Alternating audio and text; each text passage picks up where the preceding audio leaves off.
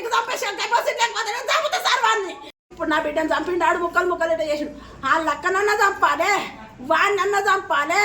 వాడిని చంపిందాక నా బిడ్డ నూటకు తెలియదు సార్. నేను చెప్తున్నా, వాడు కావాలి, ఈ శిక్ష కావాలి. మీరు ఏమి చెయ్యమంటే నీ ముందరనే వచ్చి నేను ఏమి రాయిస్తా సారు. వాడు కావాలి, మీకు చంపేసి కెపాసిటీ లేకపోతే నేను చంపుతా సార్ వాడిని. నేను చంపుతా, షాకు తెచ్చిస్తా, చంపుతా వాడిని. వాడు నాకు కావాలి. 9 నెలలు మోసిన నేను కన్నా నా బిడ్డను. నేను పిచ్చిదాన్ని అయింది సరే సార్. మీరు గవర్నమెంట్ మీకు చేశాను, మేము చేస్తామంటే లేకపోతే నేను నుంచి ఇదే బాధ పెడుతున్నాడు సారు. వీడికెళ్ళి పంచాయతీ పెట్టినాక దొరకపోయి 3 షాకులు తెచ్చిండంట. షాకులు తెస్తే గవర్నమెంట్కి వచ్చింది, పిఎస్లో చెప్పిందంట. మేడం మమ్మల్ని నిల్వనేయకుంటుంది, పిల్లని తోలింది సారు. పిఎస్ నుంచి కూడా మేడానికి చెప్తే పోమ్మా చేసుకోండి, మంచిగా బతుకుండి అన్నదంట. మంచిగా చూసుకుంటా మేడం అంటారు. మాకు తెలియకుండా తల్లిదండ్రులు పోయి కేసు కొట్టేపించారు సారు. అట్లా కొట్టేపించిండ్రు.